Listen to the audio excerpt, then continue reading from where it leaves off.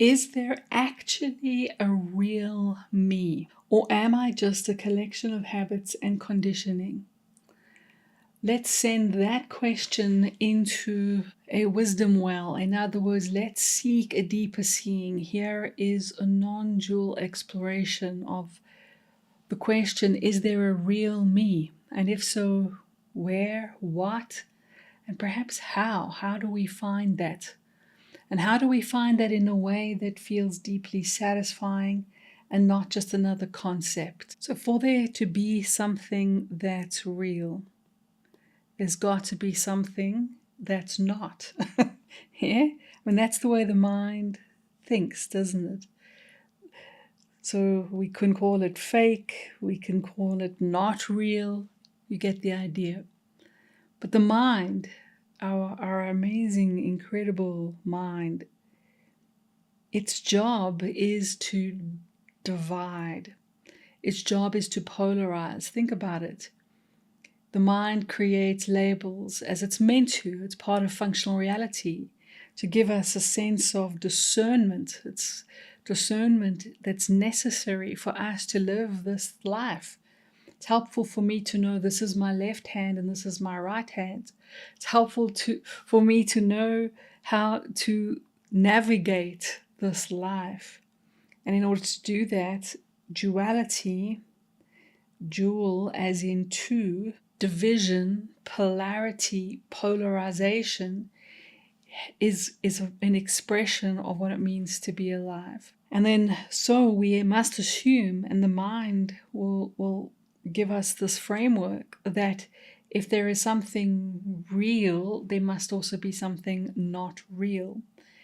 And then the deeper question that we might be asking when we start to think about, is there a real me? Is there a real, or am I just a collection of habits, conditioning? So this is a question that might be landing in terms of our emotional life, our psychological sense of I. Is this I the body, like physical body? So is there a physical real or fake? Is there an emotional real or fake, a psychological real? And are we meaning authentic? Are we meaning I know I am putting on a mask versus I know I'm being as honest as I can? And the question, which is talking about habits and conditioning, is almost implying, is there a real, as in something that can be beyond the conditioning? So in this instance, the fake, quote unquote, is somehow linked to habits and conditioning in the question being asked. Habits, conditioning. And it makes me think of when my children were really young. I always joke that I bought them a PlayStation game, or I bought them a gaming console. Meantime, it was also for me. Okay. But one of the games they loved to play was The Sims, which was, of course, creating a little character. You built a little Sim character. And when you built this little Sim character, you could assign it characteristics. You could make your little Sim character kind or not. You could make your Sim character have certain preferences. You could design your little avatar in the game. Yeah? And that was really choosing the habits, choosing the conditioning for the little character. And I think that's where we're heading here in this intuitive flow of exploring whether there can be a real. Because clearly when you're playing a game and you've designed the character and then you push play and you watch the little character, off it goes into the game, and it's the little character walks into the little fake kitchen and thinks that perhaps in its little programmed thoughts that it is choosing to eat one thing instead of another. Meantime, the habits and conditioning have really shaped that choice, haven't it? the program has shaped that. So there's so many beautiful other possibilities here. We could look at the kind of compassion that we might have for ourselves when some part of this rings true, where we realize, do I have much choice, or am I making the best choice I can based on the conditioning I have? I remember also being in my teens at school, and my English teacher asked us to write an essay on freedom. And I found myself deeply pondering this idea that, were we truly free? Were we truly free because if I was born in a certain culture at a certain time, it may appear that I am making conscious choices of my own free will, but surely the conditioning of my upbringing, including culture, including biology, I mean, do I have a choice when my body gets frightened because there's a threat? Do I have choice even about thoughts that arise in my mind? And if you ever want to do this, perhaps not on a Monday, okay, that's a little bit of a joke, but if you want to really dive into this, it's like, do I even have a choice about a thought arriving? Is there a thought deciding the thought, or is the thought just arising like truly a stream of thoughts and thinking and words? And aren't those words and thoughts also recycled conditioning, inherited? And are our beliefs even ours, or are they what I call surrogate beliefs, as in someone else carried it into the world and then we get to adopt it? How much of our reality is shaped by conditioning? Just language is inherited conditioning. If I only have one word for love, for example, and another culture has 5 words for love, and I'm trying to subtly, first of all, communicate, second of all, understand my experience and articulate it, and I feel love, but is it I love ice cream, or is it I love my partner, or is it I love my children, or is it I love in a way that feels beyond this separate sense of self? Does it feel like spiritual love? Does it feel like quote unquote non-dual love? So all our words are loaded with conditioning. Then there is also the question of perception, isn't there? So I can look at my hand and I can perceive there is my hand. And I can, with perception, I can feel, I can sense, I can know that there is this hand. But if we zoomed in and we used technology to see deeper, we zoomed into a microscopic view of the hand, if we had that technology to just zoom in, the hand would disappear, wouldn't it? The hand would no longer be a hand.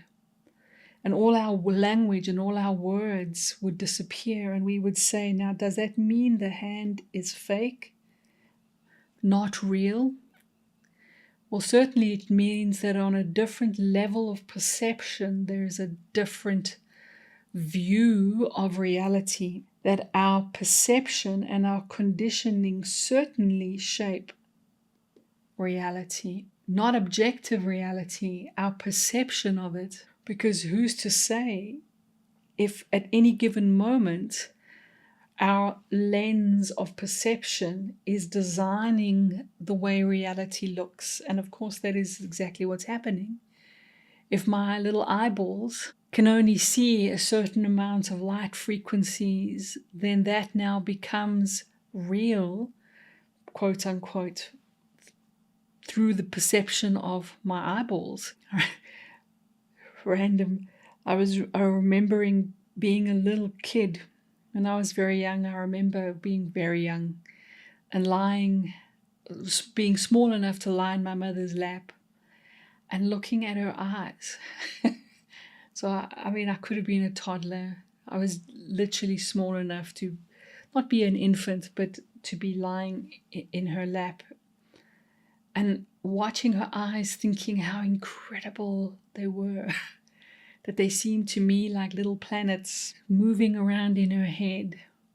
And there was this intuition about the incredible thing called an eye, because an eye gives us some way of seeing that can feel and can be experienced as real, but we know if we deep dive using technology, using any other pair of eyes, the eyes of an insect see different reality.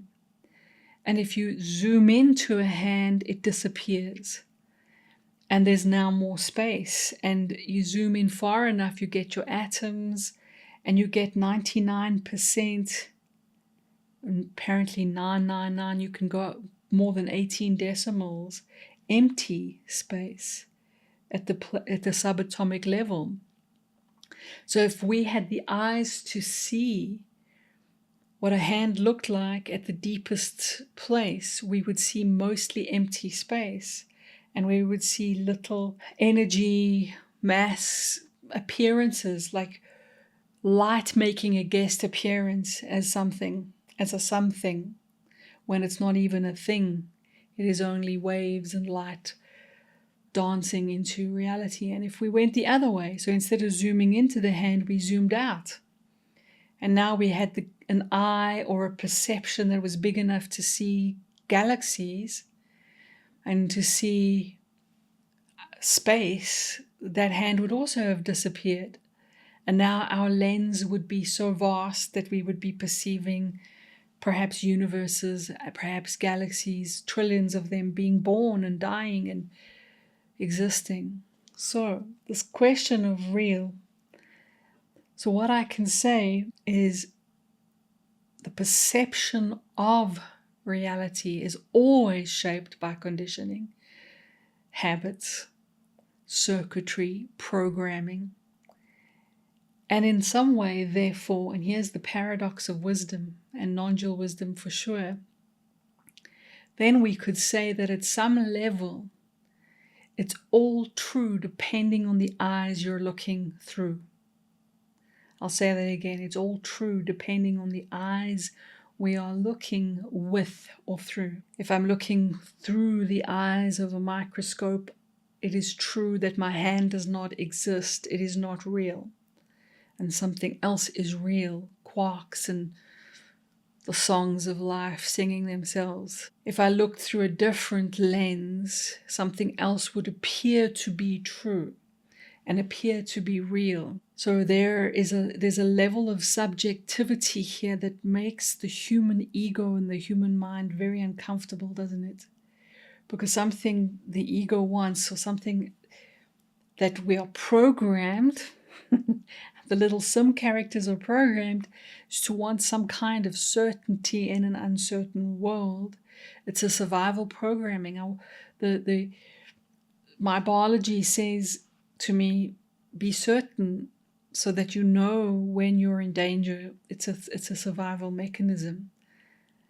I want to have day and night repeat itself so that I know tomorrow the sun will rise over there, so that I know where to find food and shelter. So it is a biological imperative. But this courageous question of whether there is a real self, the thing is, first, I think we must admit our perception is always going to be shaped by the conditioning of the lens we're looking through. And to be willing to be uncomfortable, and to be uncomfortable in the shifting sands of that, in the discomfort of, well, then maybe what I thought was real about who I am, maybe that is questionable, especially when we plant flags of identity and when we make statements of absolute reality. Because if I plant a flag and say, my hand is real, and there is no other reality in which my hand does not exist, And if I make an identity from that, and I plant firmly, and I go to war with anyone who says, but hang on, I've seen a reality where the hand disappears and where there is 99% empty space. And I take that person as a threat because they threaten my conditioned reality and welcome to life on earth. And I laugh, because if we don't laugh, or rather when we don't laugh, we cry. Yes, because it is really some days heart-wrenching. So if we're willing to let the ground shake beneath us, and we're willing to soften our minds and our hearts here, and we're willing to consider all the time what I've said depends on the lens we are looking through and what is on offer here as a possibility. But I always say it's important to see for ourselves. See for yourself. And that's brave, because it means, if you're following what I've said, I'm asking you to see for yourself, but I'm asking you not to trust your eyes. So like, Cole, come on. There's a contradiction there.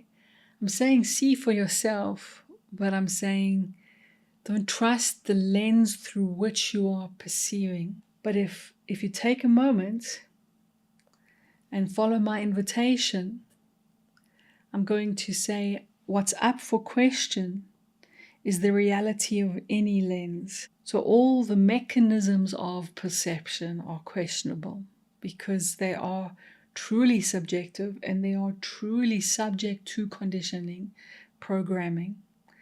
If I find a wall in a garden and there's a crack in the wall, and I look through that little crack at the landscape in the background, let's say, my view of the landscape is shaped by the crack in the wall. Let's try another one. If I'm tucked away in a little box and I see a little window, a little opening in the box, now I perceive through that little opening, and I declare that that is reality. Meantime, I only perceive through the little opening on the box. So all openings, all lenses, all eyes of perception, especially sensory perception, sight, smell, touch, taste, they're all questionable. They're all, we must admit, if we're up for truth, if we are interested in deeper truth, if we are seeking true awakening, as it's often described without the Hollywood, right? So then we must be willing to question all lenses of perception, including our eyeballs, including the way the body perceives. And now the question must be, well, what's left? And this is why we don't discover the real. We don't discover the real because we are looking at the lens to give us real. And I've just taken that off the table, and I've said, if we can't trust perception for reality, only for a view and an interpretation of reality, only for like climbing into a virtual reality suit, and it gives us an experience of life, but we know it is only virtual. And so we need to admit. So now the question is, but Cole, then is there a real self? And how would I find it? And this is where I really love this saying, we are looking for what we are looking from. And just like an eyeball can't see an eyeball, right? You can't take out your eye and look back at the eye. This true I that we say is real, and I'm going to give you some definitions of real now from the non-dual tradition, with it stripped of, let's say, semantics and stripped of cultural language. I'm going to really hope to offer this to you in a grounded way. this I, first of all, is to understand that the habit of the mind and the habit of our perceptual system, our virtual reality lenses, are designed to look for. That's what they do. You're looking for. So you're looking through and you're looking for. You're looking out the box for. You're looking for what's underneath the hand and what's above the hand and what. But this that we are pointing to is what we are looking from. And the first disorientation here and the confusion often for a lot of folks, including myself when I was first letting this settle for me, is that the habit and the conditioning that actually keeps us from the real is the habit of looking for, is the habit of labeling, the habit of dividing, and the habit of sending attention towards, looking for, instead of what is looking. What is this from which I have even got these perceptions? And here are some non-dual definitions: that reality is first of all non-dual. Now, until this is seen for yourself, and until this is obvious in a quite a surprising anticlimax, ego deflating way. Did I say that? I did. Until it's like, Cole's just like, there's no edge to this, and I that intuitive feeling that there's no edge, that it's not divided, therefore not to. Is that really it? Is there? Where's the Hollywood, Cole? Where's the title screen with dramatic music to announce that I've discovered it, the treasure, the Holy Grail? And I'm not meaning to be difficult, I suppose, just a little difficult, a little mischievous here, because we tend to miss it because we're looking for a thing. So first of all, let's say, experiment with reality is non-dual, as in undivided. Let's put another one. It's unchanging. So unchanging means that I can change lenses. I can zoom in, I can zoom out. Everything that I can be aware of, everything I'm looking for, is subject to change. And I'm saying that what you're looking from, and what, not just me, anyone who has this understanding, and there have been many described in many traditions, described in many ways, and it has echoes in science, it has echoes in every religion. If you look deep enough, it has echoes. Eventually, when this is obvious, it's everywhere. You can hear it in rock songs if you want. You can see it in computer games if you want. But it is unchanging, which means the ground of being, which means that intuitive feeling that your mind has aged, or your mind was young, your body was young, your mind gets old, your body gets old, but there is an intuition, there is something that does not change. There is something consistent. And you'll say, Cole, that? Yes. It's non-dual, has no edge, has no opposites, and is unchanging, even though the contents change. And it is whole and complete. Wholeness means that there's nothing that in some of the traditional language translated into English and simple is nothing can be added to you and nothing can be taken away. And it is this wholeness that is deeply, deeply longed for when we are looking for what we are looking from. When we believe we are the reality that our lens gives us, the limited perception-based reality, instead of knowing that it is the knowingness of the knowledge, it is the felt sense of I, ordinary, that also is whole and complete. and you again don't believe me, this is worth contemplating. It is worth recognizing. The thing is, when you send the ambassador of attention or the mind to go find it, you will be leaving. It's like a rocket leaving a planet. It's left to go find the thing. We are looking for what we are looking from, and therefore the true I, which is true seeing and true being, is non-dual, unchanging, and whole and complete. And that is the real self. It is the real self prior to conditioning. It is the unconditioned ground of being. And that unconditioned ground of being that is unchanging, that is non-dual, and that is whole, it's what is prior to the lenses and always stands untouched and unshaped by the lenses, not opposed to the lenses, not opposed to this virtual reality guest appearance, making a guest appearance as Colleen, making a guest appearance as a hand, as a galaxy, as a universe. All the while we are looking for what we are looking from, and that is the real, that is already real. It doesn't have to be something you become.